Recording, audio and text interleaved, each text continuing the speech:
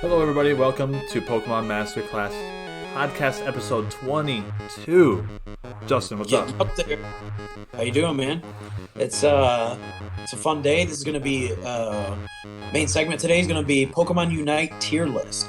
It's been a while since we put up our first tier list with PMC Connor 3-4 months ago. So it's been a hot minute since we've done one on the channel, and we just had a whole swath of new characters drop. One in particular that is quite game changing. So we figured, hey, Unite's hot on the brain in terms of the PMC and what we've been playing. So that's kind of helps direct some of our content, obviously.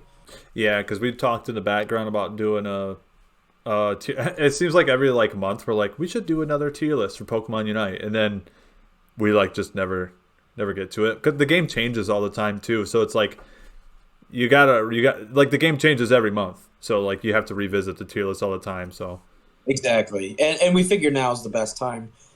Maybe next week or next podcast would have been perfect because then obviously when in our news the next Pokemon would have been out. But just because of scheduling and stuff, we figured now is the best time. Yeah.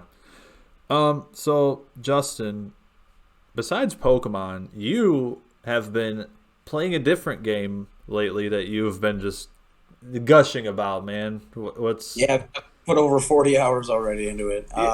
Yeah, really, really exciting. It just dropped between last podcast and this. A lot of PMC members are on that. Doug, David, myself. We're playing Triangle Strategy. It just dropped for the Nintendo Switch. For people that don't know, it's made by Square Enix. So, again, Final Fantasy, Kingdom Hearts fans, like all of us on the channel. So, Yep. Obviously, we're all huge Square Enix stans on the channel here. Great game. For people that don't know, it's basically their take on Fire and Three Houses, but it's pixel art, gorgeous pixel art. It took a little bit of adjusting, but now I'm really into it. Again, I'm 40 hours in. I'm chapter 15, I think. Having a lot of fun.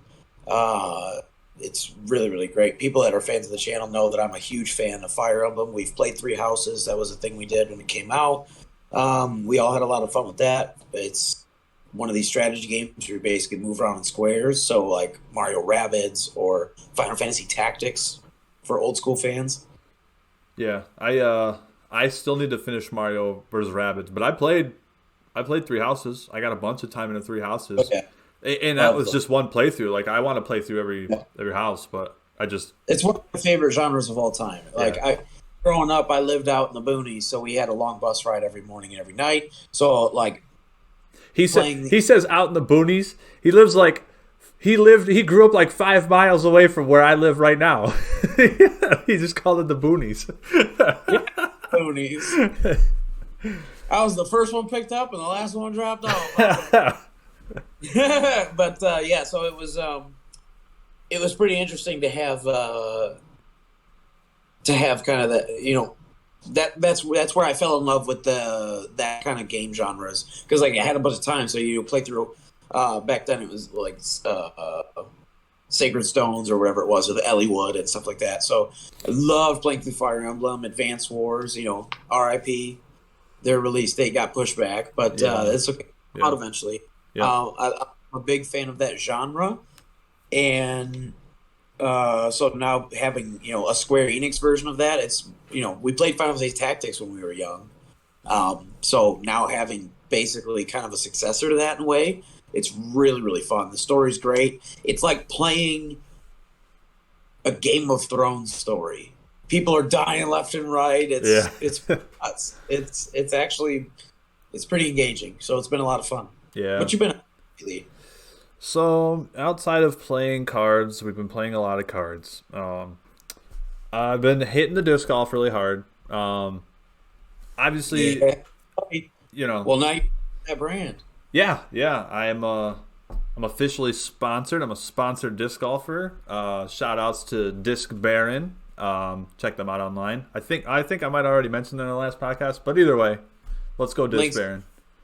Yeah. Use code 71353 for 10% off your order. What was that code? 71353. 71353. That's my my ranked Fralford number. There it is. You can look up my stats there. Mm, um, mm, yeah, dude. ranked.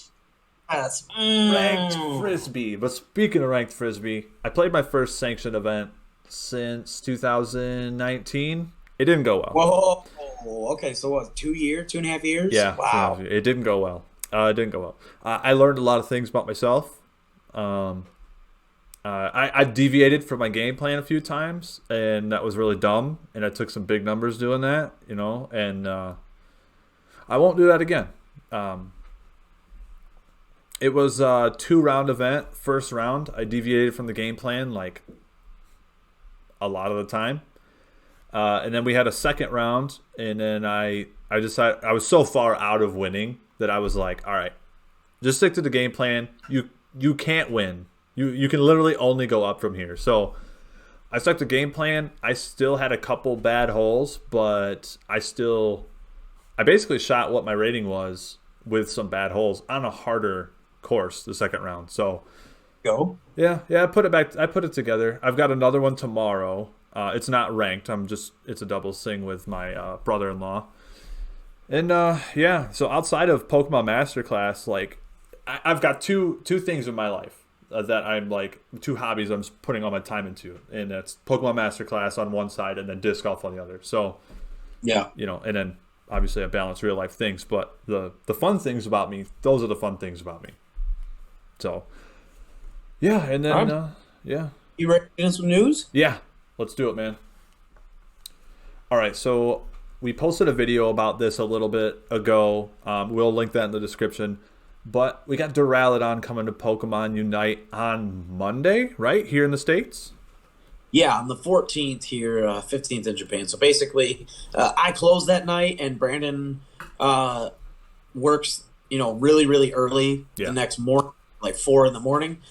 So Monday night we won't be on that Duraludon, but Tuesday morning we're hoping to be on it. And again, other than that, probably Wednesday for sure. You can expect at least some sort of content from us regarding Duraludon. It's probably going to be again one of our new uh, kind of format, the new format going forward. Again, we link in the description of when we talked about how we're kind of shifting our Unite content a little bit, so it's not just going to be straight up commentary.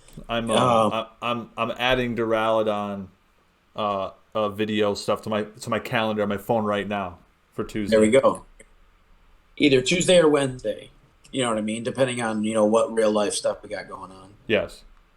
And Um, but yeah, so again, we're really excited to play him. He is, like Brandon said, he is an attacker, and we did do a video with PMC Sport Ninja. Shout out to Dougie, our brother in arms. We did a really, really big, like deep dive kind of reaction review thing to the Pokemon Day reveal, which is where they revealed. Obviously, part of that was they had a whole bunch of stuff, but part of that was Duraludon coming to Unite. Officially announced. We got like the teaser thing, and yep. now since then we also had like a trailer drop, and now we can see his moves. Brandon and I did a move kind of review thing. So again, links in the description to all of those videos that we've done so far. Yeah. So Brandon, since then, do you have any more thoughts other than what we've already talked about in those 2 videos? I have not digested as much content as you have between then and now.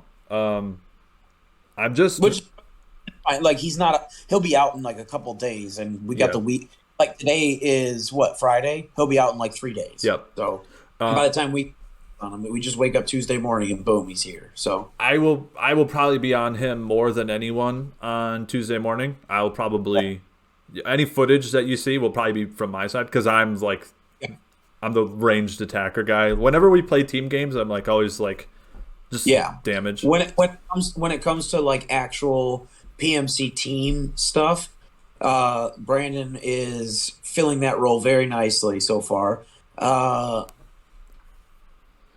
He kind of reps that, put me in, coach. It's like Yeah. he's my first round draft pick. You know what I mean? Like, Yep. I don't need all of the accolades and the stats. Like the only stat I want to see is well, a W and a big damage number. Like I don't need all the KDA, my KDA doesn't need to be pretty as long as there's a bunch of No, damage and we won. your job is to deal big damage. Yeah, yeah, And you do really well with that because you're one of, if not the best at understanding, observing, and then cooperating in team environments. Yeah. So that's one of your big strengths, which makes you perk when we played all different team games. So that makes you good for just that damage dealing. yeah. Because you're just like, hey, we need you here. Just spray and pray, buddy. Spray and pray. Yeah. I played damage when we played paladins too. We never did that like on a super serious level, but whenever we queued up with 4 or 5 of us or whatever, I was usually the damage dealer there too. And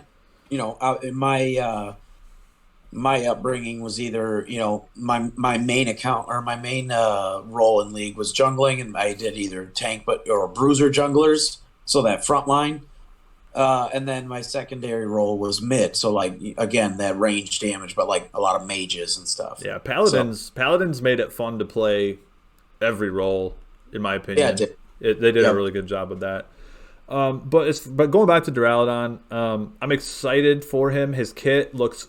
They're doing a really good job at this game, making these kits like unique, especially lately. Like the more characters they put up, because like Gardevoir came out, okay, it's just a ranged mage. There wasn't there's nothing flashy with a character like Gardevoir. She's effective and simple, but not flashy. But like this is flashy. Dragonite was flashy. Serena was kind of flashy with like the more complex. Yeah. So I love that because one question I had when the game first came out was, how are we going to make these characters different? Like, what mechanics are they going to apply? Because we hadn't seen a lot of things yet. Like, we hadn't seen something where like Dragonite, where he can jump across the map, halfway across. We never saw something like that. But now that it's implemented, their brains are churning there. They're doing a good job. So I'm just excited to play them. And I want to echo one of your sentiments, either from a different podcast or it might have been off air, but the fact that they're doing like these hybrid, or they're starting to kind of bleed the line, sort of whatchamacallit, what the Venn diagram of like. So like obviously what I mean is they had it from the start. So like Venusaur, he's an attacker class, but he's sort of a hybrid. In League terms, he'd be like that AP bruiser. Yeah. Like Swain or something, where he's like that mid-range, tankier kind of, or, almost tanky kind of mage. Yeah. With, depending on which build you go with Venu. And then now they're really starting to explore that more with some of these characters coming out. Like, and again, another example of something like that since day one. So this has been a design philosophy that they've had, and I love it. I'm glad that they're exploring it more. But again, like one of your mains, shout out to Alola Ninetales, being that support damage. Yep. But now as we see Duraludon, he's a hybrid between ranged damage and tank. So he kind of plays, and his ultimate looks similar. Like he feels a little bit like a Blastoise. Yeah. Yeah. Not without the CC, but it's just like a damaging kind of Blastoise effect where like he's meant to be tanky. He's meant to be up sort of front, mid to front line in the team fight. Not supposed to be way back sniping. Yeah.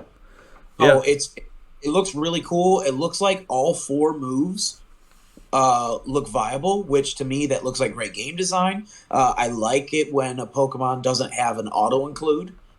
Me too. And it makes it easier for strategy, but let's face it, it becomes more boring when Flail sucks and they're just going to take Body Slam. Exactly. Or like between even more prime example, I think the best example in the game, the difference between if you take Wigglytuff, the difference between Rollout and Sing. Yeah. Like you see a rollout and you're like, okay, well, we win this lane. Yeah, like I've seen some sick rollouts, but all of those rollouts always happen in the hallway to Zapdos. Yeah. Like those are where the cool rollout plays are that I've seen. But like it's the minute that he rolls out, but yeah. So like I said, we'll link that. We also have we also talk about Gen 9. We talk about Scarlet and Violet. That's going to be a really big thing. So we'll be Really talking. excited about the brand new starters. Excited for my kitty cat. Yep, Excited to see their final evolutions. that kitty cat's gonna be standing up, bro. Oh, 4 legs, 4 legs. Let's go No, quadruped. it's standing up, man. Let us know in the chat. Everybody down below, leave your comments. Do you want to see it stay a quadruped or bipedal? All right. I would like to see it stay on fours, but I think it's standing up, man. It's standing up. All right. So that does it for kind of Duraludon. Oh, yeah, and then one more piece of Unite news. We also put up, link in the description. We also did a, yeah, you love Unite, don't you? Yeah, she was excited about that. Obviously the new character Hoopa, Yeah. game changing, absolute universe changing, little trickster.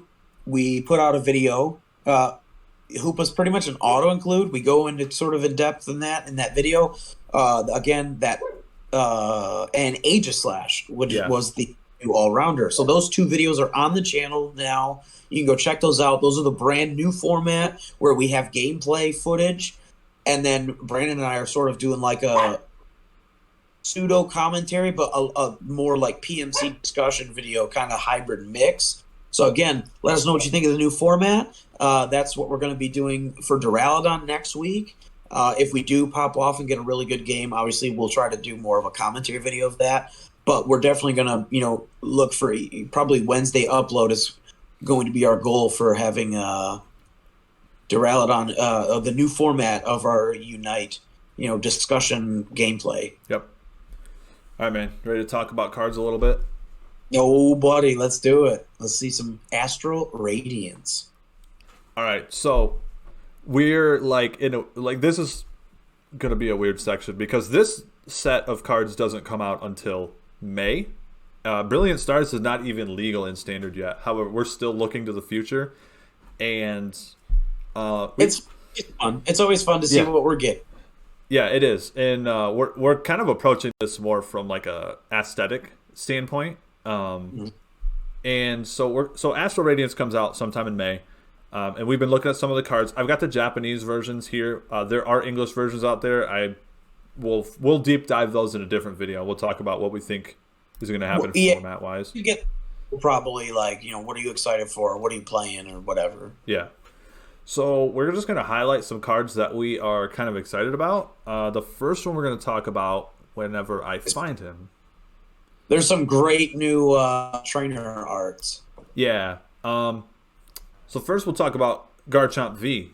Justin, you want to kind of take the lead on Garchomp V?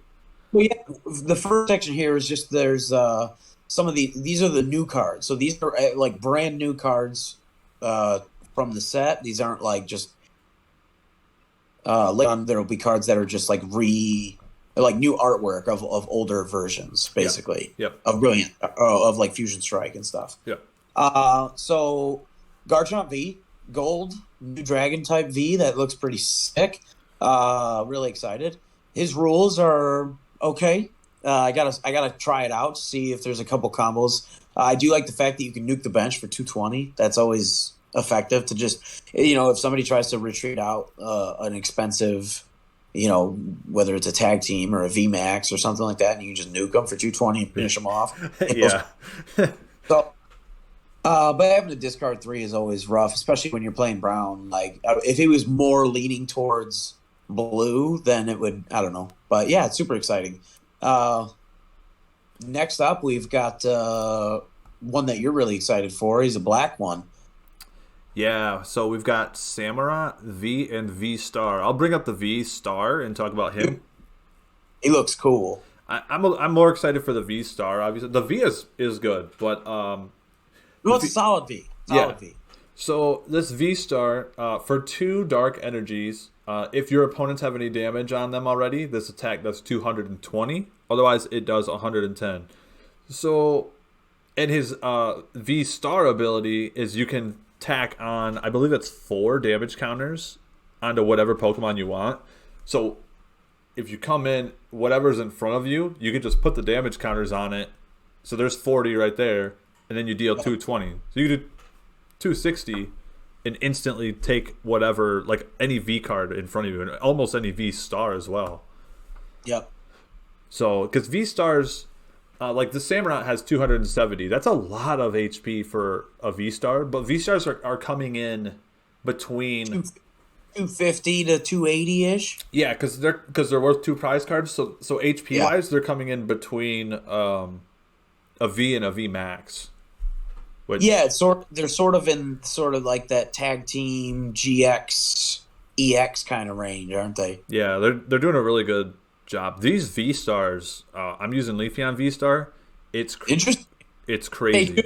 for that video on the channel. We have that coming up. We've got the our water gym deck is Yes. coming up. That's on deck real soon. That's the new go that deck's on deck. Yeah, Uh, yeah. Blastoise V Max, and it's also got the brand new got the Yeah, brand new buddy. V Max, brand new from the set from Brilliant Stars. Leafeon V and V Star from Brilliant Stars. So again, brand new stuff coming to the channel within the next week or so. On top of Duraludon and everything else we got going on, All so right, we got a man. lot of fun stuff. So give us your thoughts on the Typhlosion V and V Star, buddy, really quick. I'm excited. There's not really much else to say. I really want to get my hands on them. Uh, you're obviously the purple player, but this one's Ghost, not Psychic, so Yeah, whatever. yeah, But yeah, it is really really cool. I think he's legit. Like, kind of just want to run a bunch of V's. yeah. Be really really fun. I'm excited to see because like there's a couple other purple cards like Word Eater and stuff. So like looks like I'm going to be making a brand new purple deck, and I'm excited. I'm really Yeah. excited. Before we move on to the next one, I just want to say I like the V better than the V Star artwork. I like hand Yeah, drawn better than CG. me too. Me too. Okay, so next we got Starmie V. Let me go There find. you go. That's one of your top 10. This is hype. This is big news. Yeah, this card is actually super sick. So for two colorless, you got Swift. You do 50 damage. But then you got two water energies. It's Energy Spiral. It does 50 damage for each energy in play on your opponent's side. So that's big, dude. That's It's big. really Yeah, it's huge. dropping Yeah. for just chips. Yes. Cheap as chips, man. Yep. So that will be put in a water deck whenever I make one. Oh, yeah, for sure, for sure. Yeah, but there's one more we want to mention here because we're both excited about this one. The Dark Boy himself, Yes. So we got Darkrai V and V Star. E-Star, I don't have their I didn't rules memorized. in this set. Did you? Sorry to interrupt. Sorry, it just popped into my head. Did we see any new V Max, or are they all stars in this I think they're pack? all stars. I haven't. Because there was V Max in Brilliant. There are V Max in Brilliant Stars. Yeah, there's two, right? Two or three? Because there's Uh, there's Aggron, Aggron, Kingler, Mimikyu. and Mimikyu. Yeah. Yeah, I kind of think they're gonna phase VMAX out, but I don't have any evidence to support that outside of V Stars existing. Exactly. So we don't know the. Well, I mean, I don't have the rules for these memorized. I read them once. Darkrai's got some sort of energy acceleration, so that's gonna be really powerful in Dark Yeah. decks. And then we've got trainer arts. Just like Brilliant Stars, there's going to be a whole subset full of trainer arts, and we're just going to show you some of our favorites really quick. So we're gonna start off with one of Brandon's all-time faves here. It's probably like number 11 on his list. He didn't Yeah, make, dude. but so this is what is she a Johto gym leader? Yeah, she's the eighth gym leader. She's the dragon gym leader. It's Claire and her Kingdra. Beautiful artwork. Look at that. That's so cool. Look how big he is. I know, dude. This Kingdra. I think is the same one that comes in Fusion Strike. Maybe I think. I believe so. Yeah. I don't have the rules on that one memorized, but I remember this card's pretty good. Also, the art is insane. Really. All right. So one of my favorite cards. We've actually featured it on the channel. So big rep here. Pseudo Hoenn rep. Yeah. We're taking credit for it. We're taking credit for this boy. Piers Obstagoon. Yes. Look at that. Hold on. Yeah. Oh, all right. Hold on. I got him. Yep. Here he is. Yep. Oh my God. 80s hair metal. Yeah. Yeah. So good, man. Yeah. This art is sick. And again, this is the good one. Like I said, we featured on the channel. This is the one where when you summon it, deal 30, and then his attack does 90 for only 2 energies, really cheap, and it makes you immune to damage and effect. So like it's like the Ice Cube block phase. Yep. So really, really, really strong, even in a V and V Max, V Star kind of meta. Yeah, especially with all the Mew VMAX and stuff running around. All right, who's next, buddy? Oh, so again, this is actually Hoenn Rep from like Hoennest of Hoenn Reps. Yep. This is A's Blaziken V and VMAX. So otherwise, no, like this is like for Brandon, this is the female avatar in that game too. Yeah, this is Dawn of 3rd gen. Basically, yeah. Yeah. So yeah. So really, really good. Again, I have 4 Blaziken Vs and then like 2 or 3 VMAX, so I don't really need any more. But again, how could I not have a breakdancing Maze Blaziken V? Yeah, dude. Yep. And then the VMAX is awesome. She's just like holding onto his leg as he's for dear life. Yeah, dude, as he's like probably murdering some innocent, like, I don't know, bystander or Pidgey or something.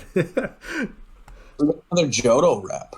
Yeah, dude, this one's sick. Okay. So Justin's been repping this card hard in every steel deck that he runs. We've got Jasmine's Bronzong.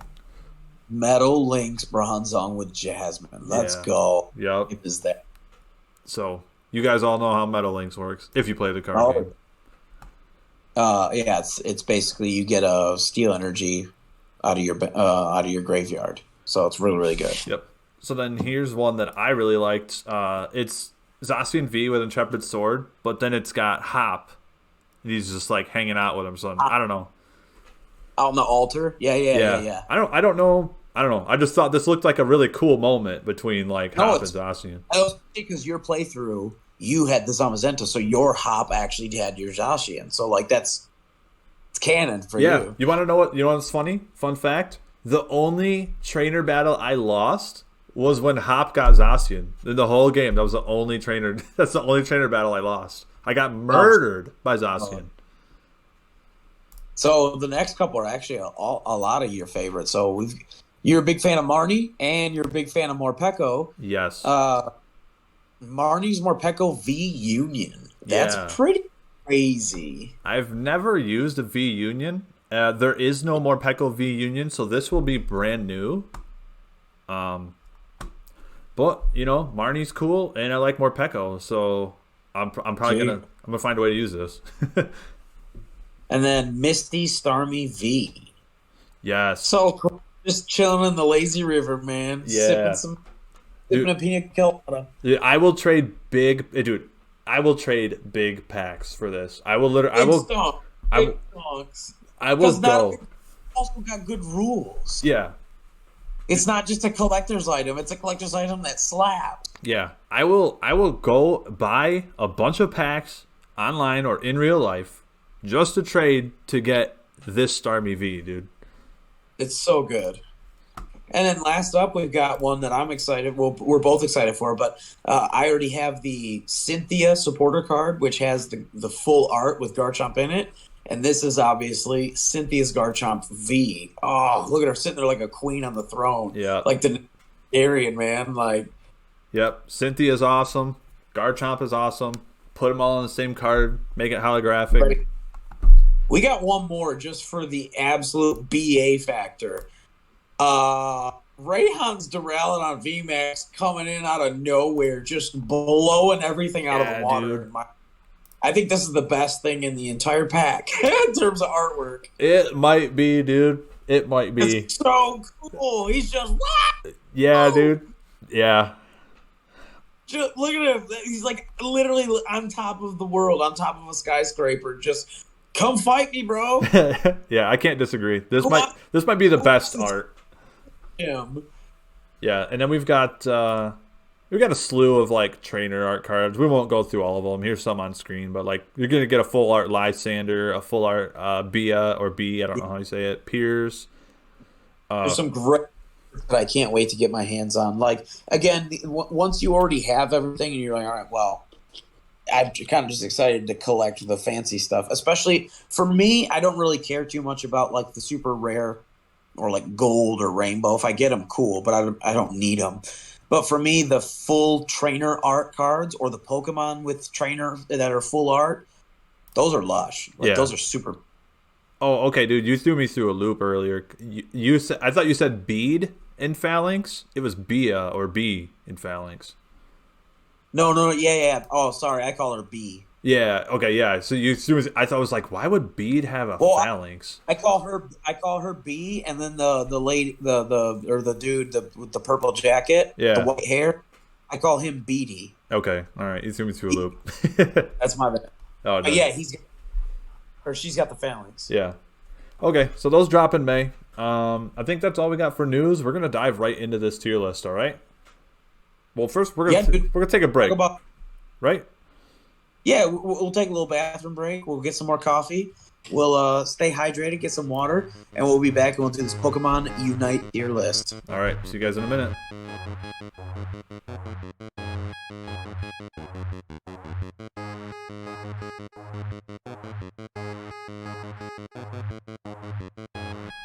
All right, guys, we're back from the break. We're gonna jump right into it, sort of. We're gonna actually preface this a little bit with this tier list. Justin, explain what how this tier list is gonna work. Like, what's this meta? So this is not. This is just something that we found. We're just kind of using one that we had. Their colors aren't necessarily all correct. Like they have Wigglytuff as a defender, not a supporter, but like doesn't matter. You know who it is. Yeah, So basically, the way this is going to work, we are essentially we have to preface in terms of like the the audience we're trying to reach here with this, or like what our intent is, or like what game level this is. This is for like ladder climbing. yeah, This is like you're trying to masters. So this is like you're getting online, maybe you and a buddy, a couple of buddies, and like solo, duo, trio queue or something in ranked like ladder climbing, right? yeah, Um, this is not like top tier professional level like esports 5v5 coordinated stuff. yeah. Like this isn't even, in my opinion, it's not even like grinding to the top of masters because you can't climb to the top of masters without a five stack, and this is not like a five stack organized tier list. Exactly. Exactly. So this is like Oh, I'm on my way to masters. What are the best characters I can use? What are the best characters that me and my buddy can use or myself to go out there and win games and get to masters or win in standard even if you want. even in standard, like yeah, this is like your solo queue. How do I get have more fun with this game? Yeah. Like why am I struggling? Yeah. Yeah. So So, yeah, really excited. Happy to get into this. This tier lists are always super fun. We yeah. always have a lot about different pokes and different abilities. So the way that we've got the tiers, obviously we got top tier, high tier, mid tier, low tier, bottom tier, S through D. We also want to say like the bottom tier characters are not bad characters. You can win with those characters.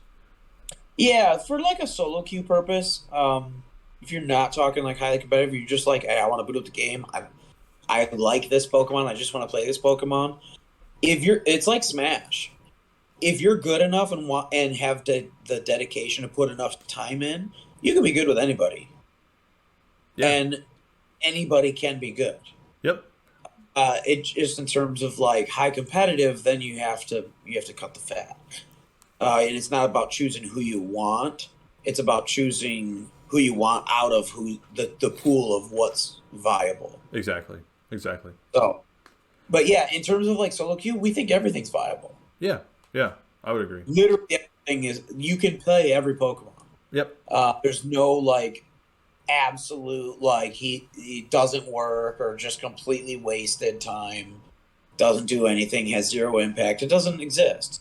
You can make an impact with anybody. Yeah. So, with all that being said, I'm really excited. Let's jump in here and let's do some tier list. Yeah. So Yeah, first on the docket, my favorite starter ever. One of my favorite grass types. We got Venusaur. let's go. I either A or S for me because he's one of, if not the best attacking class, like attacker class in the game. Still, everything's viable. You can run Sludge Bomb, Solar Beam. You can run Pedal Dance, Giga Drain. You can mix it up. It's all good. He does a lot of damage. He's got good sustain. He's got good range if you take that build. I don't know, either A or S for me. So I'm gonna, you're on the fence, quote unquote. I'm gonna push you over to top tier S.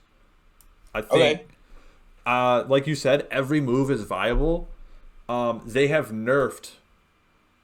So they've nerfed, like, this character has seen a lot of changes over the course of the game. They've nerfed Giga Drain and Pedal Dance build, and it's still viable. Like, you can still 1v1 melee attackers because of the way that you shred attack. Still S tier. Yep, and then he can play as a backline sniper, a backline attacker. Yeah. Yeah, but yeah. My preferred build And, is the and backline.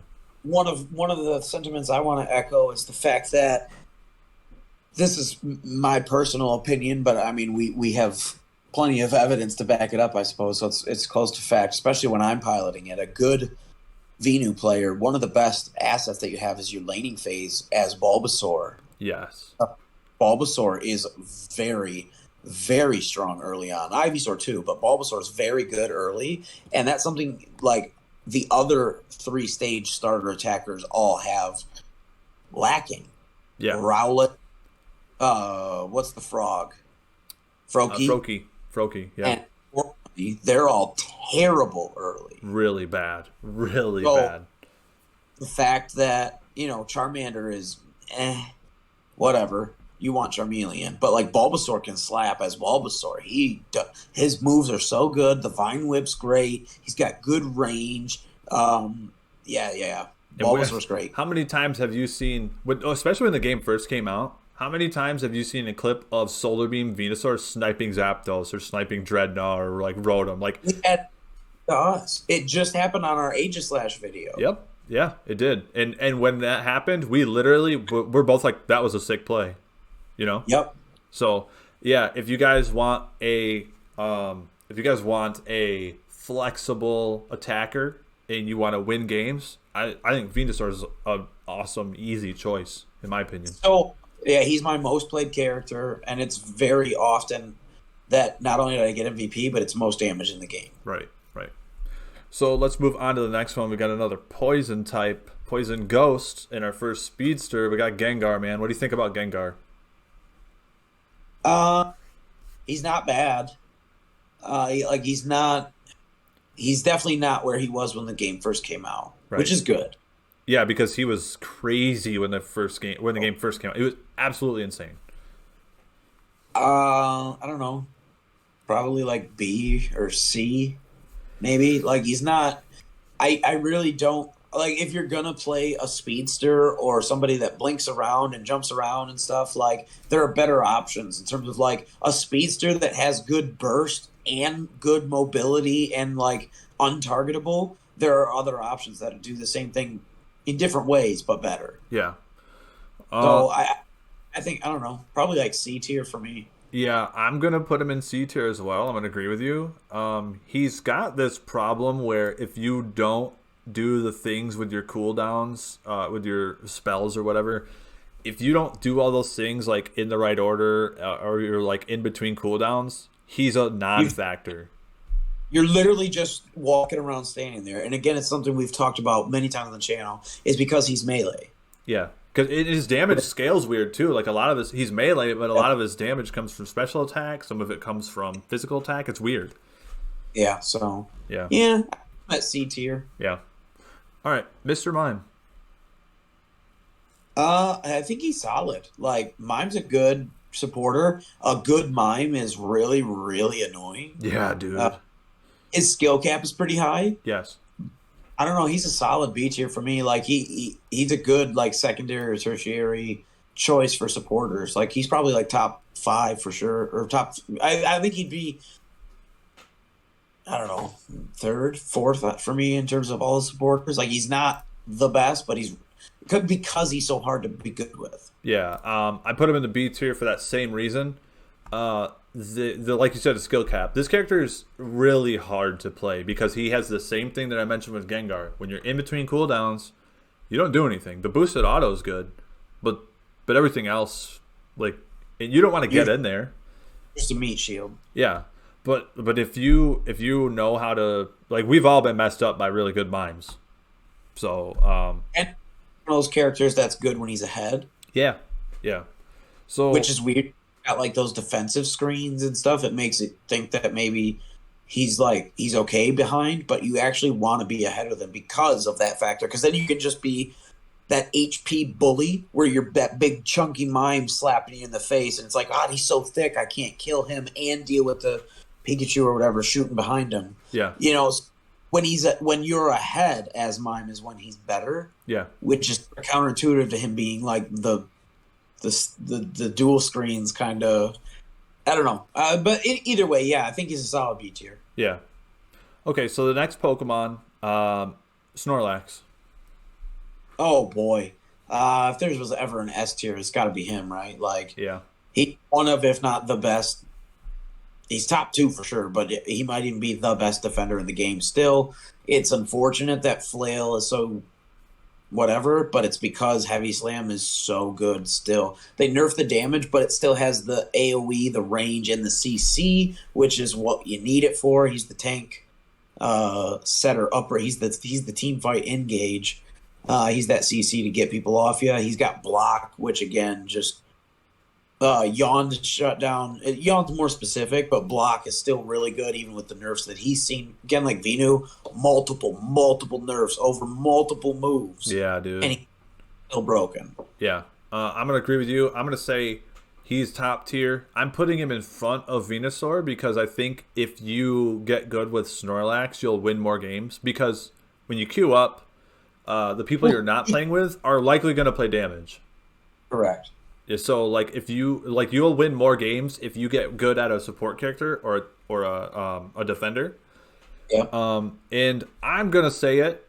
Snorlax is the best defender in the game, in my opinion. Yeah, totally. He's so good. Well, and especially because he's so strong early. Yes. His auto chunks, you can clear waves so easily. You and me, when we get on the Snorlax Venu, again, that's our favorite combo there. Like, Yeah.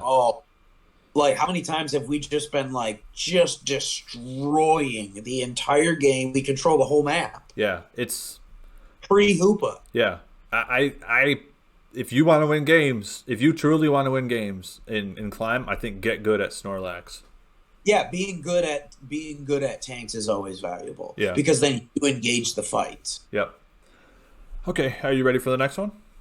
Oh yeah. All right, Gardevoir. Give us your thoughts. Ooh, okay. Big Hoenn rep. Gotta give her S tier. No, just Yeah. kidding. She's beautiful. She's awesome. Love Gardevoir. I think you and I are both in agreement there. She's fun to play. Yeah. I like her play style. I like where she's at right now. I like the fact that she feels like Karma from League. I love the buff that she got a month or two ago, whenever it was, where she evolves and levels up to Curlia and gets all that stuff at level 5. Yeah. Like I said then, I still feel now the Psy Strike is the way to go. Or Psy Shock, excuse me. Yeah. The Psy Shock at level 5 is just nukes. You are, again, this is a character that wants to be ahead. Yeah. So be really good lane partner like Snorlax or something like that will really help. Because your Ralts kind of sucks. Yeah. The fact that Curlia you get at level 5, and Curlia is good. Curlia is really good, actually. I've been on this train since day one. I've been saying that Curlia is good. And a lot of the internet's been like, oh, no, you got to wait till Gardevoir. I'm like, no. I get triple kills with Curlia daily. Yeah. Yeah. So I'm really excited here. It's my personal bias because I put the time in. So I think she's like a solid A, maybe B. I don't know. B tier? Yeah, B. Because like I don't think she's like an A tier. She's definitely not S tier attacker. No. That out. I put her in B because you mentioned how you want to be ahead. This character, when you fall behind, your It feels bad. your contributions to the team are basically none. Um, Yeah. and I have played games even after she's been buffed, or I've had a bad game, and like I had to peel off of all the team fights because like guys, like I can't help. Like I'm 3 levels behind or whatever. Like it's but the ceiling is crazy. The ceiling is crazy as Gardevoir when you're ahead. It's crazy. It's similar to mine. Similar to mine. Yeah, yeah. So Yeah. I put her in B tier. Yeah. Yeah, you can hurt your team if you're not playing well. So let's move on. We got Absol. A 3-stage. Yeah, yes. What do you think about Absol, dude? I like Absol a lot. He brings something a little bit unique with the hunter's mark, so to speak. Again, paladins. He brings Yeah, the slash mark, which shreds defense. He's a speedster, and he also has intargetable with his ulti. So again, like this is one of those scenarios where like this is a better version. Like if you want to play Gengar, just play Absol. He yeah, doesn't have to evolve. He does like the same tools are there plus more benefits with less hindrance. So like definitely so at least B because we put Gengar in C. So yeah. Uh, I don't think he's A tier a speedster. no. There are a couple others that are like I can think of three at least that I'd rather have, or two. I guess two because once. But yeah. I don't know. What do you think? Yeah, I think he's good, especially in solo queue. Like you could definitely do some work with Absol for sure. I put Absol in mid tier. I did put it in front of my. Oh, by the way, the order here doesn't really matter too much. A top tier and high tier, it does. That matters. But once we get, Oh, it's just kind of yeah, it's just whatever. But yeah, there are better speedsters, and there are better junglers who are not even in the speedster class. So, correct. like you said, the early game is really nice. He falls off later in a way that some of the better junglers don't. You have to make really really frequent and big impacts early. Yeah. So, And yeah, then the rest of the team is hopefully now fed enough to carry you through the mid and late game. Essentially, is how Absol works. So I also think that speedster, obviously, first of all, speedster is a hard role to even get in solo queue or duo queue. he locks those in. Yeah, so like spending your time getting good at Absol, like in my opinion, like doesn't help you. You kind of get what I'm saying? We're not trying to be the lower percentile of Randy's. We're trying to be the anti-Randy factor. We're trying Exactly. to team method, which is how to get better at the actual team aspect of the game. And 90% of Randy's are going to lock in speedsters and attackers. Exactly. So yeah, we're trying to give you options here that are going to help you kind of fill your team's roles as well as just like what's competitively good. Yep. So next we got Garchomp. I know you have played a lot of Garchomp and you have a lot of thoughts, man. Let us. What do you got? He's better than he's ever been, but I still don't think he's that great. He still suffers from the classic all-round problem. Some all-rounders nowadays don't have it as much, but his mobility is decent. Again, he like Gardevoir, he evolves earlier now, level 5, which is great. Again, he's better than he's ever been, but he doesn't have like any ranged options, and he's still not that tanky. So he's like a melee assassin bruiser kind of thing. I don't know, B or C, because like he's again he takes 3 stages to really get going. You need your Garchomp before you're really impactful. I think Garchomp needs to be Garchomp more than Gardevoir needs to be Gardevoir to be impactful. Yeah. That's what I think. Yeah. I still think that Gabite is just kind of whatever because Gabite's so squishy. Yeah. You have to play and get in and live. I've seen a lot of Gabites either on my team or against me. Me and us usually we see Gabites jump in and we're just like, okay, Yeah. take 2 steps back. It's called kiting. Yeah. We're in that MC school and pow pow pow pow pow and he's dead. I put him in C tier. The thing you mentioned about him leveling up earlier, all that did was help the balance of the game. Did that put him in front of a lot of characters? No, not in my eyes. Maybe some, but not ever. It better it just tightened things a little bit. But did it really? Did it? It didn't come. It did. Before, when people locked in Garchomp, I like in ranked. If people locked in Garchomp, like we had a rule in the PMC: nobody was allowed to play Garchomp. Right. We had an actual rule, like when we were playing rank, like like team stuff, that like he was off limits. Yeah, he was really bad. So the fact that he's not that now is a plus. Yeah. But again, he just suffers from the all-rounder thing, which they are starting to realize and fix with newer characters, but some of these older ones still suffer from it. Yeah. All right, moving on, we got Lucario. Luke Skywalker. I'm placing this one before you even say anything about it. We know where he's going. S tier. He's the best speedster who's not a speedster. Yes. Like, he is a speedster, but he's in the all-rounder class. Almost all of his moves are viable. He does his job well. He's been nerfed a billion times and is still great. Yep. Doesn't evolve. He is one of the best junglers in the game. He's even good in lane. He's a big bully early. He's a good duelist mid, and he is good at taking objectives late. So it's pretty sick. Yeah. We've all been destroyed early game by Jungle Lucario. That's one of his best roles. We've all been destroyed by solo lane Lucario because he can just come in and dunk on you and then get away with his passive, which I believe is Steadfast, right? Correct. Yeah.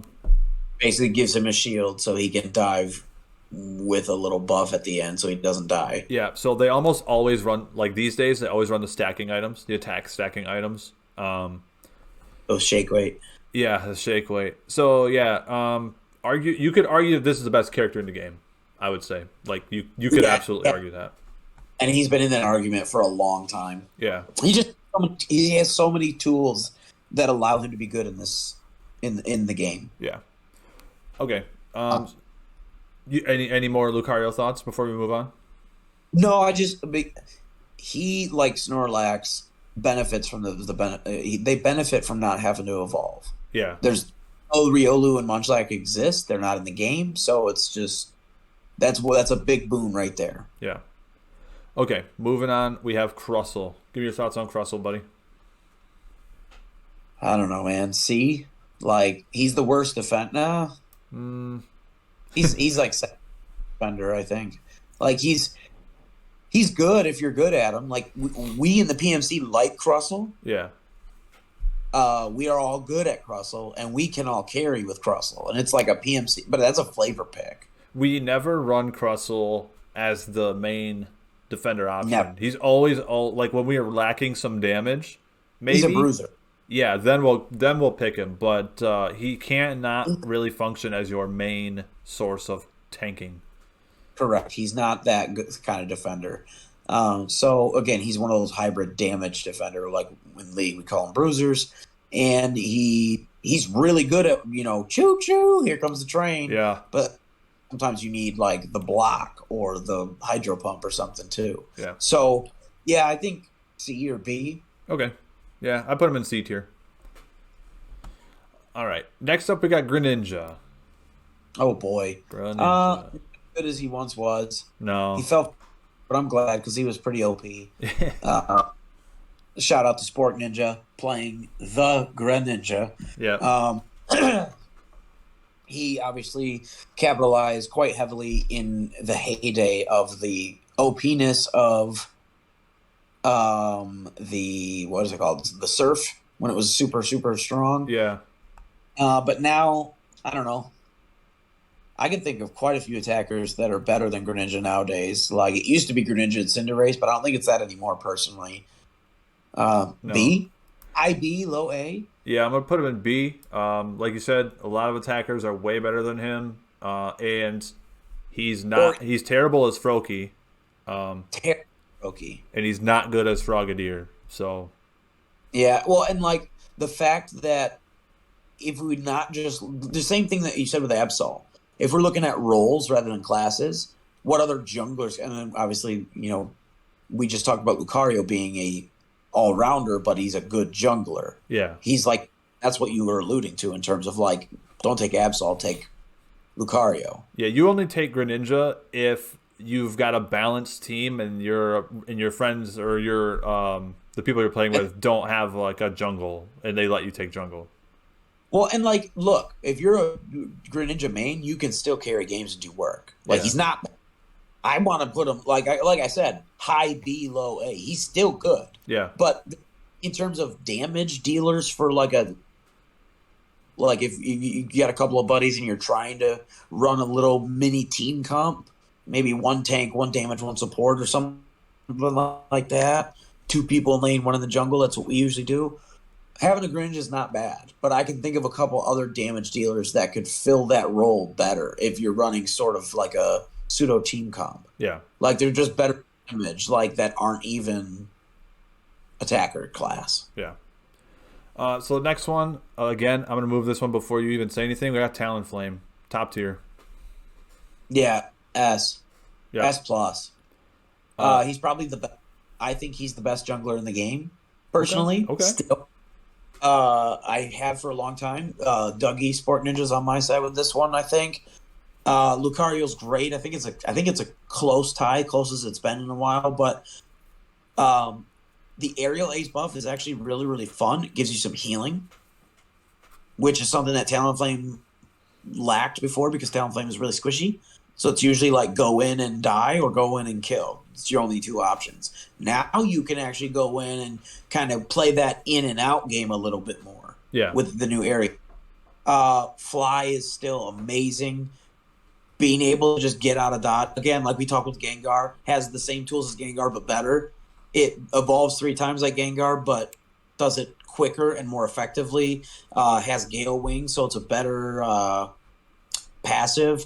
Has a better auto attack, boosted auto attack. Yep. It has better spells. Like it has an easier way to just get out of dodge. You don't have to bring your ultimate to do it. You just use fly.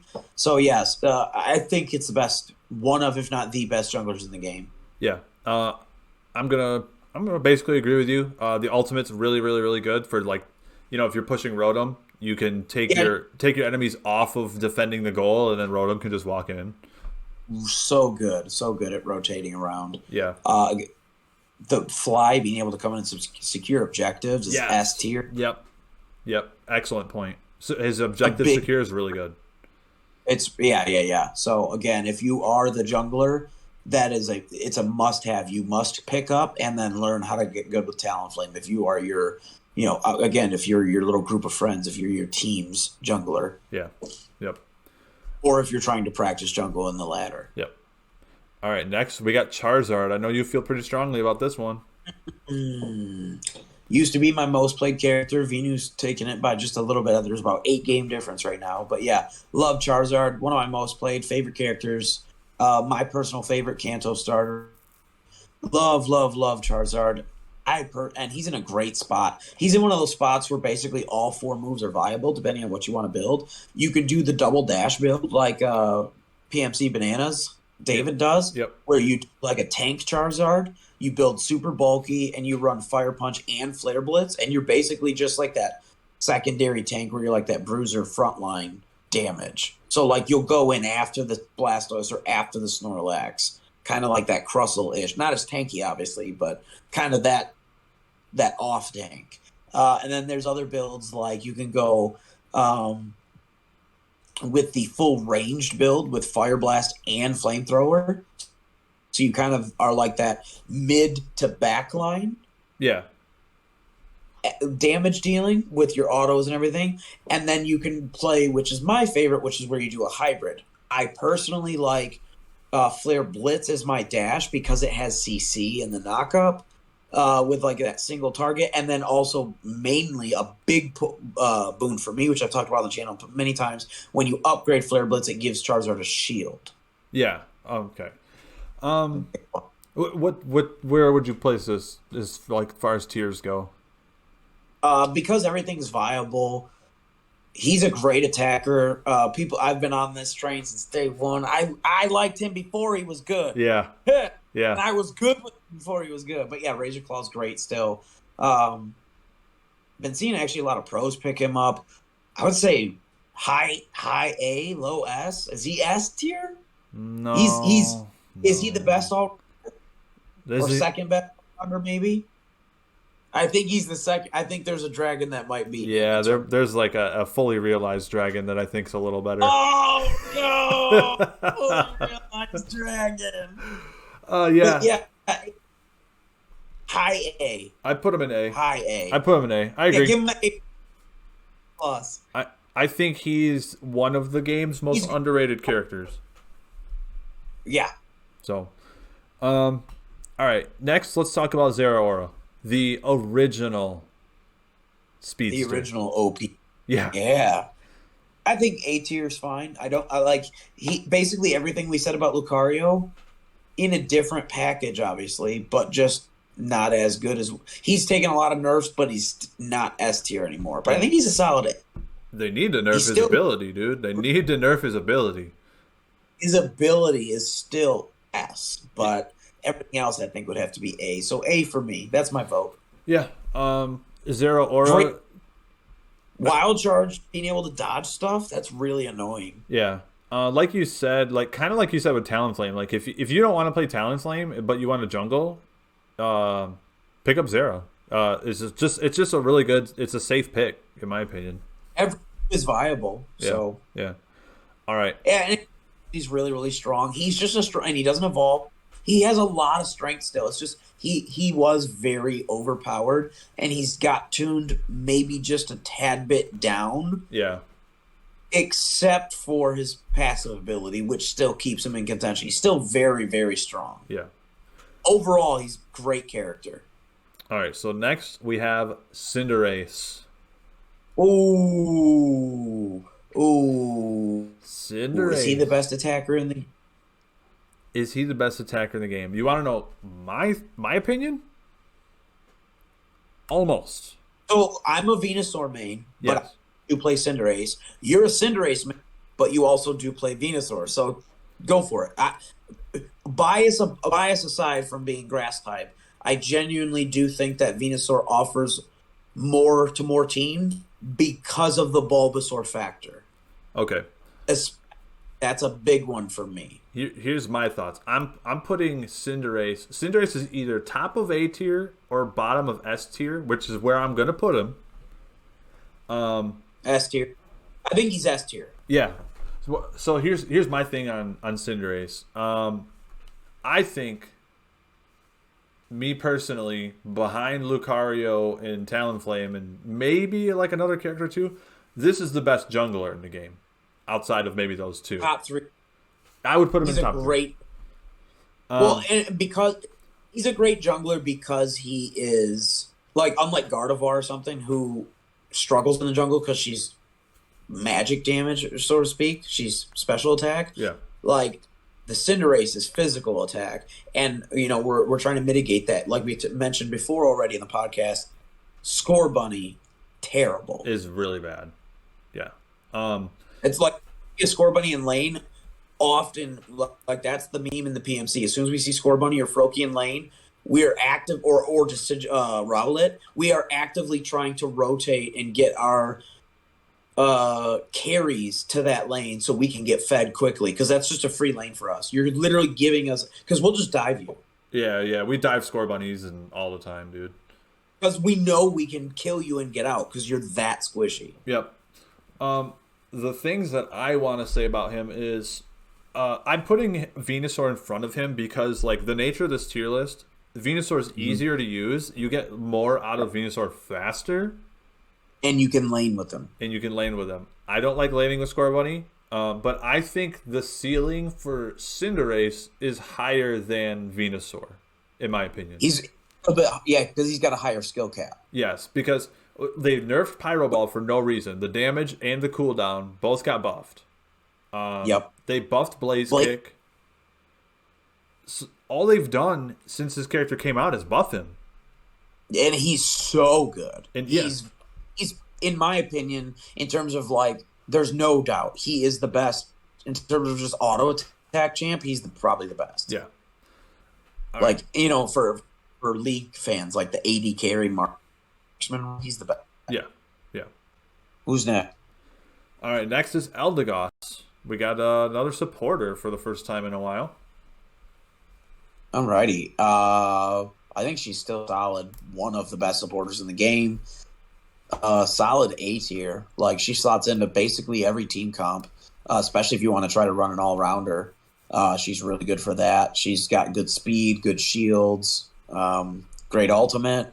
She's just really good at basically everything. Good laning phase. So yeah, she's really solid. Yeah, And I rest put her type. in A. I put her in A tier. Um, Yeah, she's she's like you're not disappointed if you have a Randy that's like an Eldegoss. And again, like you had said about defenders, being good at supports is the same conversation. yeah, and she's one of the best in the game in my opinion. She's easy to play. Mhm. Um, Evolve. yeah, evolves early. Just a solid Pokemon. If you want to help out your team in a really easy, stress free way, play Eldegoss. Well, and especially because she's got ranged autos, it makes it a lot easier to play in general, especially laning phase. It helps you farm and poke. Yeah, yeah. Okay, so next we're going to talk about Cramorant, which is a Pokemon that I feel Boy, the Pokemon that I feel very strongly about. has to be A tier. He's so good. Yes, in my opinion, absolutely A tier. Yeah, Absolutely. I if like if we're talking top three or so attackers game, he might even be up in the top three. He's very strong. All four moves are viable in a lot of different combos. Actually, there's so much utility and damage. It's we've said on the channel, why is this stupid duck so good? Dude, okay. I said something. Who did I say was like one of the most underrated characters? I don't remember. I said somebody was one of the most underrated characters in the game. This is Granted, the most underrated character in the game. Oh, I said Charizard. Charizard. Cramorant. very Cramorant is easily the most underrated again character. strong at level one. His passive for the gulp thing with the Pikachu, his gulp missile ultimate is still really strong. Yeah, Uh, great. yeah. I run the double glasses. I love the double CC of Surf and Hurricane. You love the mobility build of Dive Yeah, and Air Slash. spamming air slash shotgun blast. Yeah. If you want to play like a damage mage that's easier to play than Gardevoir and you still want to contribute, like from afar, Cramorant is the way to go, in my opinion. Yeah, he's a great mage carry. Yeah. All right. Next All right. is next is Blastoise, man. We know where Ooh, Blastoise is going. We know where Blastoise is S, going. S tier. S tier. Who do you think's better, Blastoise or Snorlax? I think it's close. I think it's no. I think it's not close at all. That these are the top two tanks in the game by far. No. Mamo's good, but like these two are better. These two are the top two defenders, and if you're gonna put time into defenders at all, it's one of these two. Don't until you master these two. Don't waste your time. I said the Snorlax is the best defender in the game. I'm gonna put Blastoise in front of him because Blastoise does more damage, is easier to play, is more fun to play, and has a little bit better CC. When it comes to And this, especially, I do think that Snorlax is great in lane, especially early, but it's easier to slot in Blastoise for one reason above it, a tiny little reason for me, and that's mhm, the ranged auto attacks. yes, yeah, That's a big difference sometimes. Like in team comps and stuff, having too much melee or something like having a ranged auto could make a lane matchup. There's a lot of different nuances there. But yeah, for me, that tips the scale just so slightly. yep, But they're both just the tippity top of the defender tier, and it's going to be that way for a long time. I think. Like they're going to have to really come up with somebody that just juggernauts their way through team fights to make a defender and just throws people everywhere to make a defender more impactful than those two. yeah. I think, like you said, yeah, like having the ranged auto is really good. Because like before you even get to him and start doing damage to him, you got to close the gap. You know, Yep. so And we said first came out, or before he even first came out, I called it. I said he's going to be one of, if not the best enabler in terms of a lane partner, and it's still true today. yeah, Through many nerfs, many tweaks, and he's still great. He's all for every single move on him is viable competitively. There's multiple times you're a Blastoise main, and there's multiple times where you're like, you'll go Hydro Pump one game, and then the very next game you'll go, And you're very, very good. You're better than me at this about actually looking at what you need versus hydro pump or water Water spout. spout, So yeah. and having the utility there and having a good Blasters player that's aware of that, that's a big thumbs up for me. Yeah, it used to be you only ever took hydro pump, but since they nerfed that, like water spout kind of And got introduced into the conversation, and well, and then they buffed water spout also. They sort of balanced it on both ends of the yeah, scale there. yeah. So, uh, he's our premier pick for defender. Yeah, Uh, you can't go wrong. He's good at like, and again, when you're good at a defender, you are worth your weight in gold on the ladder. yeah, you're like a drummer in a band. You know what I mean? Like, like you know how many drummers are in your local scene? Not a lot. There's a lot of guitarists and a lot of people who want to be a singer. There's Guitar and everyone wants to sing, there's but nobody no wants. there's no drummers. But you're the machine. You're the machine that makes the you're the oil for the machine, the gear. Well, everybody, the bass is the foundation of the band. Yeah. Okay. Anyway, let's talk about Pikachu. Uh, Pikachu. Okay, I'm biased. I love Pikachu. I think he's one of the best. Like, I think he's probably now either at or near the best he's ever been since release. Yeah. He finally feels good. He finally feels like he's not a detriment. And I think he's probably the best like mage attacker. And if you're just like straight up mages, I don't know. It's him or Crammy.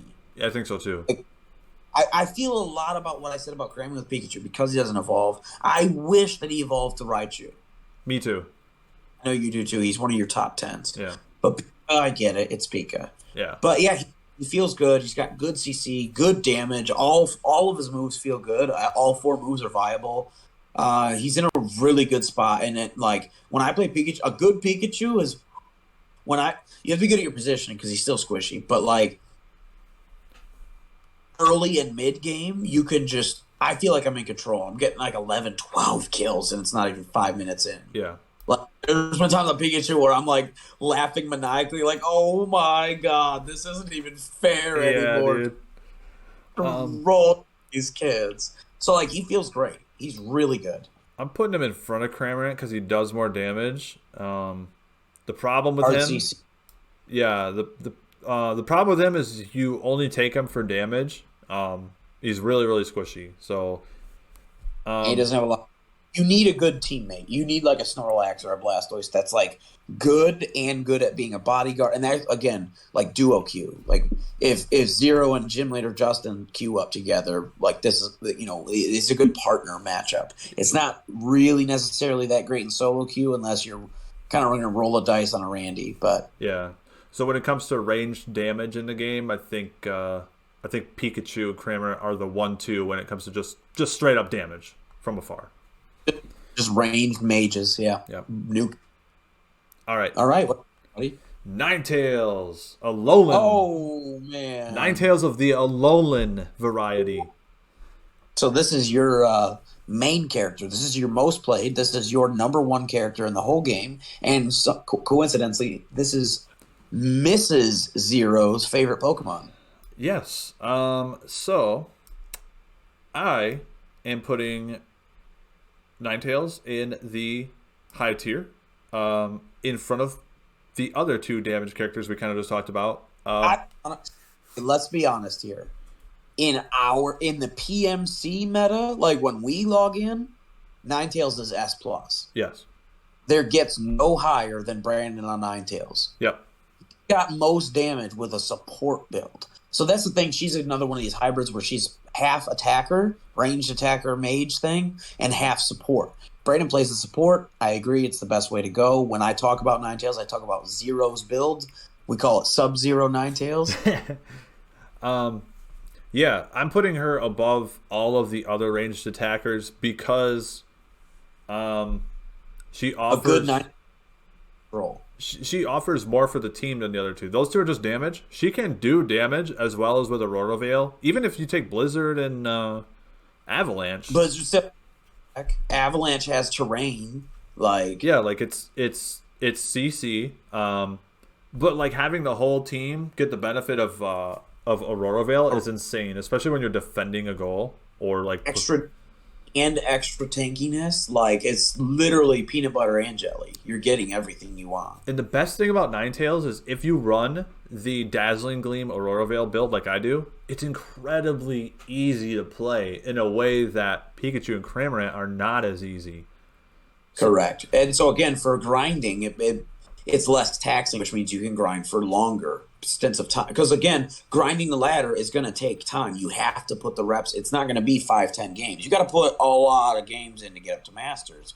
So playing a character that's less mechanically Complicated. intricate, Yeah. or complicated, is better for you, potentially for your longevity of getting through those grinding sessions with your buddies, a couple hours playing the game character over and over. Might be a little boring, but again, that's part of the grind. We're gamers, we're used to that. But when it's not as much, it's not as stressful, and you can do it for longer. Yeah. Okay, so moving on, we got Wigglytuff. Wiggles. Previously best supporter in the game. I think she could be S tier, but A tier sounds good too, because like she has got nerfed, and you do feel it with the nerfs, but she's still really good. She's still like, because again, she's like that hybrid. She's also a tank. Yeah. So same thing we've already said before about tanks and stuff. Being good at tanks and supports on the ladder is always worth your weight in gold. Sing is the way to go. Don't ever take rollout. You're literally doing it wrong. This is one of those few options in the game where like there is a wrong choice. It's not an opinion here. Do you agree? Yeah, yeah. I actually put her in front of Ninetales. Yeah, she's a better support than Ninetales. She is, and she Because level Sing, you can just enable everybody. Yeah, yeah. Ninetales is good at scaling. Yeah, yeah. Wigglytuff is relevant all game. I'm not saying Ninetales isn't, because Ninetales is still good. You just gotta your focus with Ninetales later in the game changes. But with Wigglytuff, Correct. you're always out there dropping sings and slapping people. Yep. So Really boring too, because you can sing people and then like, hey, tell your person to start scoring. They're asleep, and then by the time they're woken up, you're already in the air. Boom. yeah, yeah. So you talk about enablers. Wigglytuff's the best enabler in the game. You can pair this with pretty much any damage dealer. Yep. So Super solid. yeah. All quick. Yes. Yeah. Yeah. All right. So we got Slowbro. Oh, this might be our first D tier. This is a big loser for me. I used to think he was the worst defender in the game. I think he's pretty much still down there, but his surf is okay. His water gun's way worse. His Water gun's really bad. His water gun's terrible. Amnesia's terrible.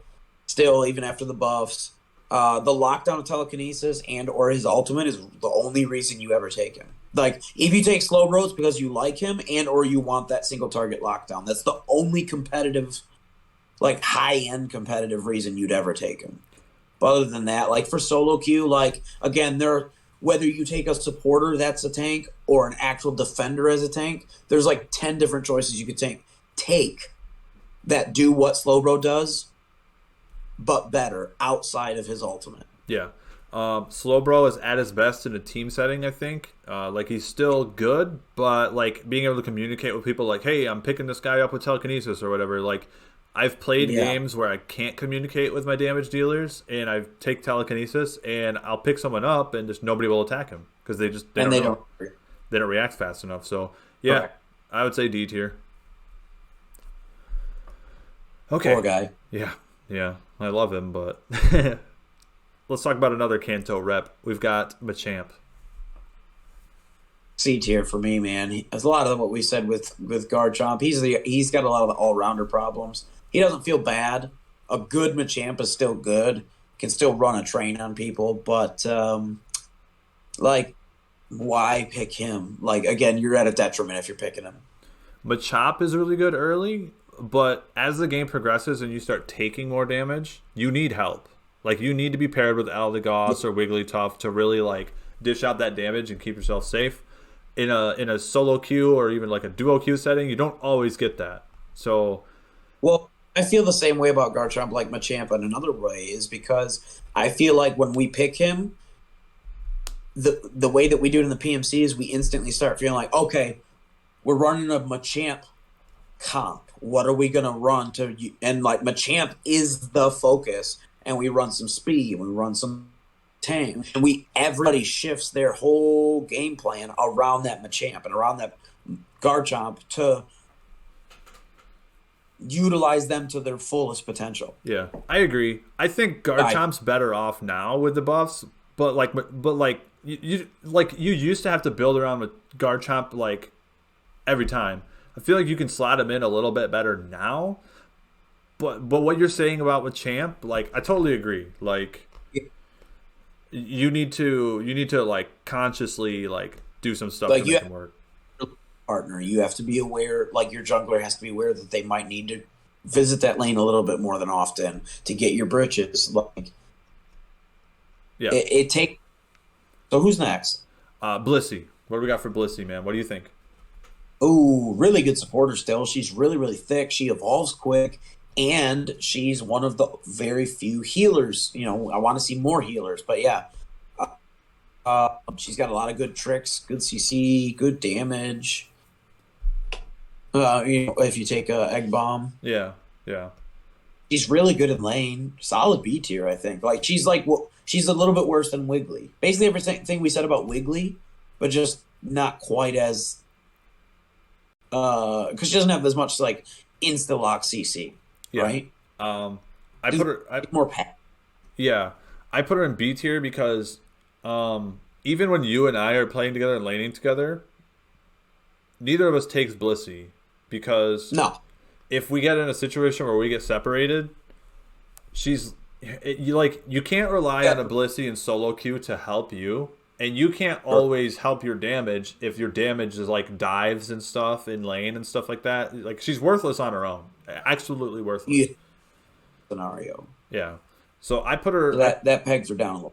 Yeah, like where Eldegoss and Wigglytuff, it's easier to make an impact. Even Mr. Mime, it's easier to make an impact on your own. But with Blissey, I think Mr. Mime. I think Blissey's better than Mr. Mime because she's more impactful at way less cost in terms of your input.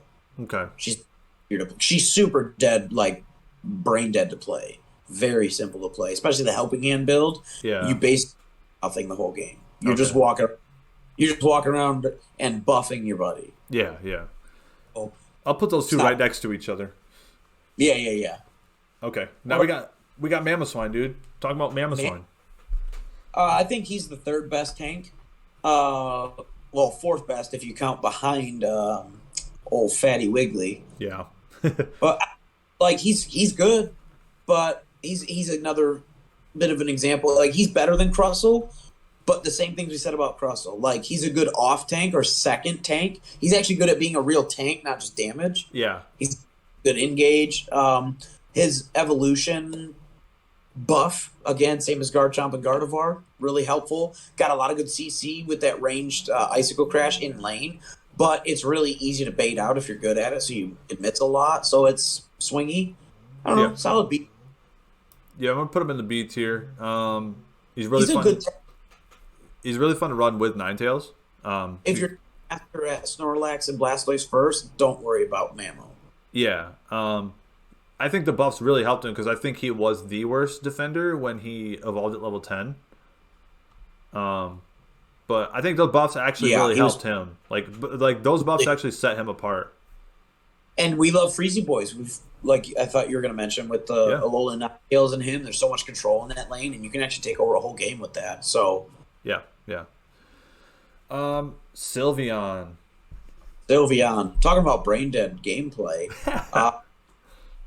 She's, thank God, not as OP. She was the most broken release I've ever seen in MOBA history. The quickest fix. Yep. So one of the most broken releases ever. She's not that broken anymore, but she's still just as easy to play. So it's really, really, really highly up on my recommended tier for those grinding sessions. Super easy to play. Doesn't take a lot of effort. God bless you. Thank you. Doesn't take a lot of effort. Does a lot of good damage. Yeah. Pretty solid. Not much to say here. I think solid A tier. Yeah.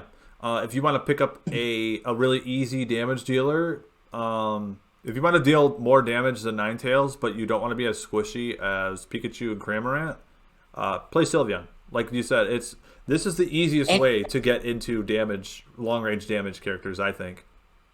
100%.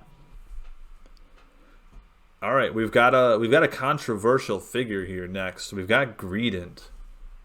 Oh, the fat squirrel. So I think he's good at what he does. Like, what is his job? His job is to be really, really fat, a lot of HP, and be a nuisance in the team fight. Like, he is the HP tank. Yep. And now, in my opinion, when you're trying to be more, PMC team oriented, if we're trying to teach our way, I don't think that COVID is good. I No. think Stuff Cheeks is way better because of the team utility. We have videos on the channel of me like healing through team fights and healing our team through team fights with good coordination and communication. Like, hey, I'm throwing some things out here early, being able to use those berries, getting a lot of damage, and being able to utilize those resets is really, really vital. So there's a little bit of bookkeeping. So he's not super brain dead easy to play at a high, like, good with. Yeah. Good Greedent is really good. But even that, like, a good Greedent doesn't offer as much as Mamo. A good Greedent doesn't offer as much as Snorlax or Blastoise at all. Or Wig.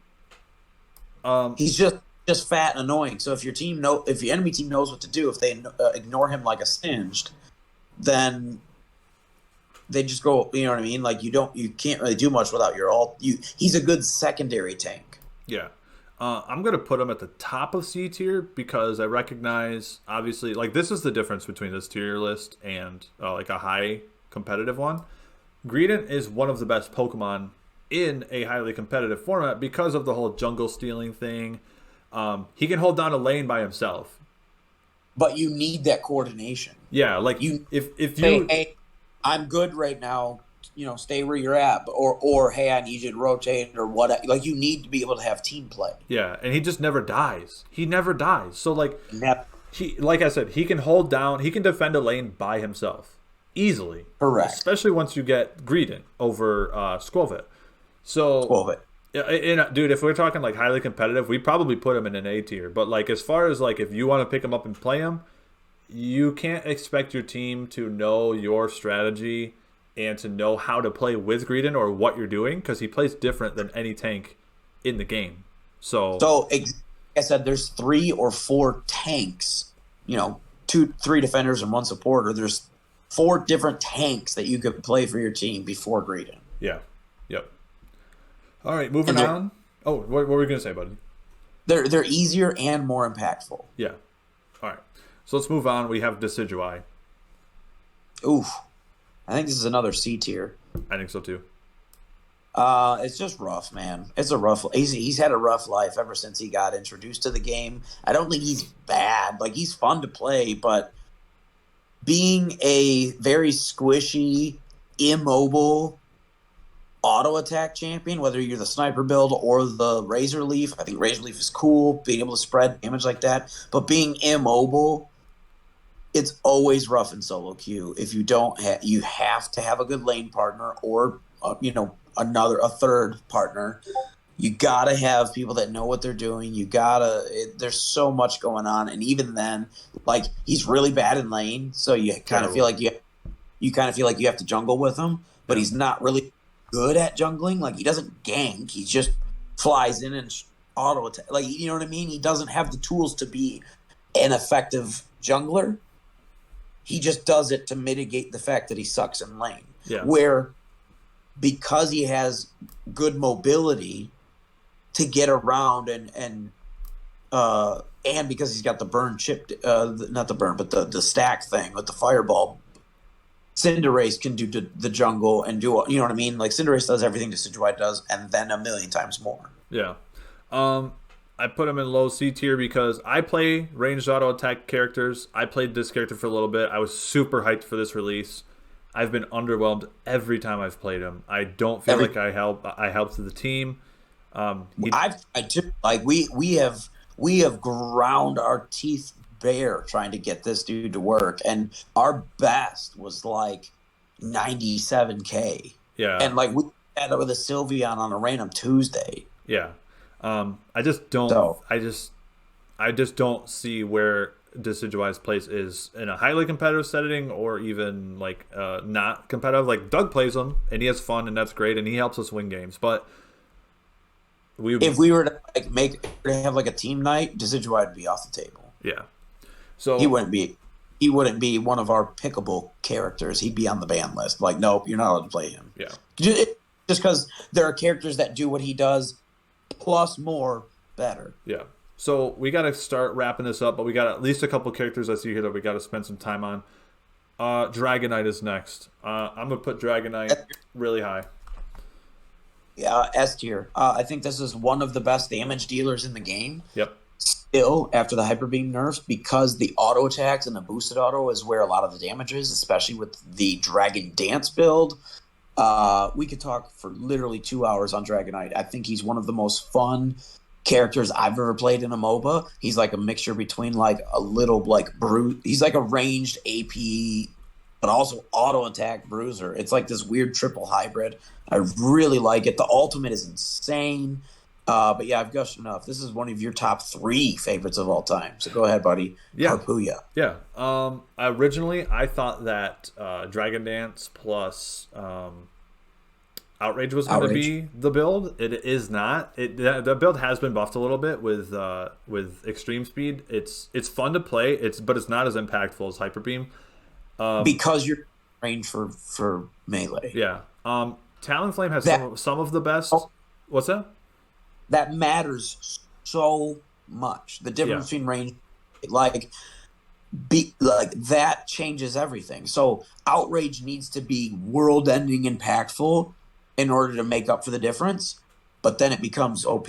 Yeah. So it's always going to be a tough balance, I think. Yeah. You mentioned Talonflame had some really good objective secure. Dragonite has the best objective secure in the game because obviously Hyper Beam, the damage of Hyper Beam stacks the more that you use Dragon Dance, which is a mechanic we didn't know until he actually came out.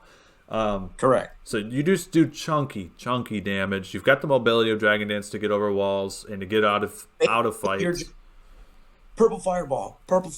You're just shooting fire and lightning, and every third auto attack is either Hydro Pump, Thunder, or Fire Blast, which is cool. Yep. But you're basically just thump, thump, thump, thump, dragon, thump, thump, thump, and you're just dipping and dodging, and you just keep doing that and playing around the outskirts of the fight, shooting like an attacker would. Yeah. And then you wait until your Hyper Beam is glowing. Yeah. And then you click. It's super easy to utilize, to like think, oh, Hyper Beam's off cooldown, I'll just click it. No. Just wait the extra couple seconds till it's glowing. The damage is insanely different. Yeah. Not as easy to play as some of these other characters in the top tier list, but really, really high ceiling, really fun to play, and helps win games. Yeah, a little bit of it struggles a little bit early, but again, a good lane partner helps that. But doesn't struggle as much as some of the other ones, like not like Rowlet or something. Yeah. Okay, so next we got Serena. This might be a controversial take. I'm gonna put her in the mid tier right now. Yeah, I think she's B tier. She's weaker than she was when she first came out, but I don't think that's necessarily because she got nerfed a bunch. I think it's just because the meta sort of changed and evolved and more pokes got introduced. And, like, a melee that dives in and duels for... She did get nerfed effectively, but, like, she didn't get nerfed that hard. Yeah. I think kind of learned how to play her. Yeah. Or play around her. The cool thing about her is she actually... Well, no, bounce speed's really bad. But she's best in the jungle, and a lot of these like melee close range characters that we have on the list in front of her are better at that, I think. Yeah, she's an all rounder, but she's more of like an assassin, bruiser, melee duelist kind of thing. Yeah, it doesn't have a whole lot of place in the meta. She's decent at objective secure. She's got a good ulti to take somebody out of the fight to score. She's got some cool tools, but she doesn't have everything. There's a couple of pockets. Yeah. Super solid. Good B tier. Like, if you want to pick, if you're looking for an all-rounder to pick up, she's not bad at all. Yep. She's like a mini Lucario in a lot of ways. All right, so next we have Trevenant. I am placing him at the very back of the tier list. I think he's the worst Yeah, character in the game. effectively the worst character in the game. It's not worth putting your time in right now, unless you really love him. If you love him, he can be effective. What he does is basically everything we said with Greedent, but more selfish. He just heals himself. He's sort of that HP sustain, annoying distraction tank. Yeah. He's not really like a tank. But yeah, he's okay. He's not, again, like you said, he's not bad, but there's no reason to pick him up right now. No. All right. So speaking of really good / better than Serena close range attackers, we got Aegislash. Aegislash. So he's the most recent all-rounder to come out, and he feels very similar to Lucario, especially if you play the Extreme Suit build. That's my personal favorite. Yep. He came out. We've done a video. We talked about, link in the description, last week, and that was the brand new format. So plenty of discussion on Aegislash. So I'm just going to say, I don't know, B, A. Like, he's pretty good. He's a good jungler. Yeah. Jungle, I think, is his best role.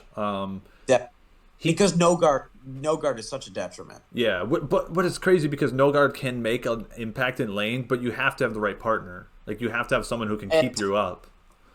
Yeah, and you got to be like, hey man, I'm about to go. You ready? Like, yeah, and once you hit Aegislash, insane damage, like insane abilities, like being able to switch between attack stance and defense stance with your moves is. But he's got awesome mechanics, awesome damage. Yep. Fun to play. I think that's great. The key to being good with Aegislash is mastering the stance change ability. Yeah. That is your most important factor. Yep. Being good at offense and defense, shield and sword mode, that's how you get good with Aegislash. That's how I've made the plays in solo queue so far, where it's like, okay, there's some gas in this engine here. Yeah. Just for fun, Clefable's on this list. I'm putting her in bottom tier because she never makes any impact in the game. All right, we got one. We got one character left. Last but not least, this is the best character in the entire game, Hoopa. Yeah, not even that it's the best. It needs to be almost like its own tier called auto include. Yes. If you are trying to win and grind solo queue and you've got a couple of buddies, it's duo or trio queue, right? Every single person should own, which, by the way, get on those donuts. They're almost gone. Yeah, they're almost gone. Get them. Every single person should own Hoopa. Yes. And being good at Hoopa and with your buddies, coordinating the teleports with Hoopa. Yes. It's a must-have, absolute auto-include. That was our homework for all of our PMC members, was that everybody's supposed to do that, and we all are working on it. We've done plenty of games with rotating throughout the sessions. You know, Doug will play a couple on Hoopa, then Brandon will play a couple on Hoopa, then I'll play a couple on Hoopa, etc., going down the line, and we'll try different combos. But it's an absolute must-own, must-play in every game. Yes. Like, if you're trying to be any, even on a casual perspective of like competitive play of just like, well, I'm gonna try, I got a couple of buddies, we're gonna try to have a little mini team comp. Hoopa's one of the three. You cannot have Hoopa, and you'll see going forward in competitive play, it'll be 100% pick, and if they ever introduce a draft pick, it'll be 100% pick and ban phase. Like you said, the only time Hoopa's bad is if you are playing solo Hoopa and your teammates just don't understand the assignment. Like, they don't rotate to where they need to be when you're dropping hyperspace holes between goals. And the other time that Hoopa's bad is when you are not piloting Hoopa within your group and your Randy Hoopa just sucks, or they take trick over hyperspace hole. Literally no argument. Yeah, you are objectively doing it wrong if you take trick. Yeah, if so. I'm sorry, but the way it is. Yeah, the fact that you can just instantly go from objective to objective is, especially if you're well coordinated and you guys communicate. It's the feather on the scales. It's not even close. Yeah. Just pick up Hoopa, man. Pick up Hoopa. Yeah. Get good at Hoopa. Something that we normally don't advocate for on the channel. We try to advocate because this is something that we don't advocate for in our own gameplay, in our group and our friends, and even in our own, like the way that I like to build stuff for Brandon. We like to just be creative and do our own thing. Yeah. Put our own twist. That's sort of like the PMC like staple is like, okay, what's good in the meta? Let's go a couple degrees off that and do the PMC twist. What's our flavor? Exactly. Unfortunately, regardless of how much we or you watching agree with that sentiment, there is if you're trying to grind, there is some level of you that is trying to be efficient. And in the conversation of efficiency, Hoopa's an auto include. Yes, absolutely. And not up to us. The game creators put her in the game. Yeah, dude. So now you have to take her every time. Yep. Especially sort of, like we said, group friendly, maybe not high competitive team, but like you got a couple buddies that are logging on a Friday night. One of you's got to play Hoopa. Yeah, yeah. Don't like it? Well, then rotate like we do and figure it out. But you not taking her is not an option. You're gonna lose the game if the enemy team has and or is good at Hoopa. Yep. So guys, that wraps it up. So for those who are listening and not watching, I'm gonna rattle them off here for you really quick before we hop off. So top tier characters that you can pick to help you win games, higher percentage win rate you'll have with these characters. You got Hoopa, Lucario, Dragonite, Blastoise, Snorlax, Venusaur, Talonflame, and Cinderace. High tier, you have Charizard, Wigglytuff, Ninetales, Pikachu, Cramorant, Zeraora, Sylveon, and Eldegoss. Mid tier, these are characters you can win with, but take a little bit more work. Aegislash, Greninja, Absol, Mamoswine, Gardevoir, Mr. Mime, Blissey, and Serena. Then we got the low tier. You can win with these characters, but it's going to take some work. Greedent, Gengar, Garchomp, Crustle, Machamp, Decidueye. And then bottom tier, characters that you are going to have a rough time with. Slowbro and Trevenant. And Clefable, for what it's worth. Yeah, super fun video, man. Great to see this tier list again. Obviously, like in 4 days from now, Duraludon comes out, so it's kind of unfortunate. Maybe we should have waited, but oh well.